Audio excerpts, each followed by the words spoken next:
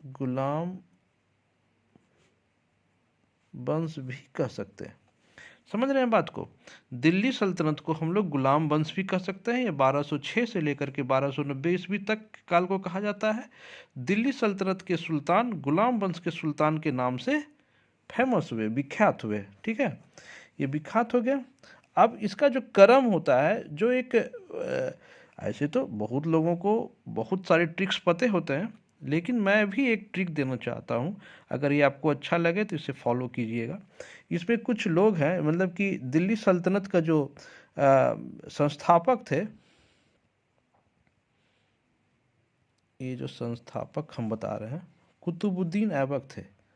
इसको हम short form में QA लिख देते हैं। ठीक है, तो ये कुतुबुद्दीन ऐबक हो गया, कुतुबुद्दीन ऐबक। समझ रहे हैं ना? ये जो है, इनका जो कार्यकाल था ये 1206 से शुरू हुआ था और ये 1210 तक चला था। और ये 1210 में चौगान खेलते हुए, एक पोलो का एक गेम है, पोलो एक खेल है, 1210 ईस्वी में घोड़ा पर से गिर गए और इनकी मृत्यु हो गई है। कभी कभी पूछता है, लेकिन इसका जो कर्म आपको हम बताते हैं वो बहुत ही आपको अच्छा लगेगा। मेरा जो ट्रिक है शायद आप इसे फॉलो करें। देखिए, कुतुबुद्दीन ऐबक, कुतुबुद्दीन ऐबक ए से, देखिए हम पहले लिख देते हैं पूरा, क्वैफ RBM,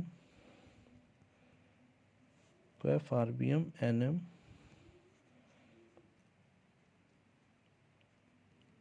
बलबन कैमूर्स। ये आप कभी नहीं भूलिएगा, ये एक फार्मूला की तरह इसको आप रट जाइए, ये बहुत ही काम देगा। ये क्या काम करेगा कि अगर आपसे कभी कर्म लगाने के लिए पूछ दे कि इसके बाद कौन सा कर्म था दिल्ली सल्तनत में, दिल्ली सल्तनत में कौन सा कर्म था, ये बहुत ही इजी आपको लगेगा। क्वैफ, क्यू से क्या हो गया? कुतुबुद्दीन ऐबक, कुतुबुद्दीन ऐबक।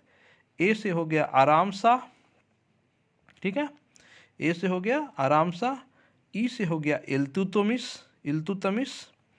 और एफ से इसका एक बेटा था, पुत्र था, इल्तुतमिश का पुत्र था, उसका रुकनुद्दीन फिरोज नाम था। फिरोज, फिरोज से याद रखिए, ये फिरोज है, फिरोज है। फिरोज के बाद रजिया सुल्तान आई, इसकी पुत्री थी रजिया सुल्तान, इल्तुतमिश की पुत्री थी रजिया सुल्तान। रजिया सुल्तान के बाद आया बहराम शाह, बहराम शाह के बाद आया महमूद शाह, महमूद शाह के बाद आया नसीरुद्दीन महमूद, नसीरुद्दीन महमूद के बाद बलबन, बलबन के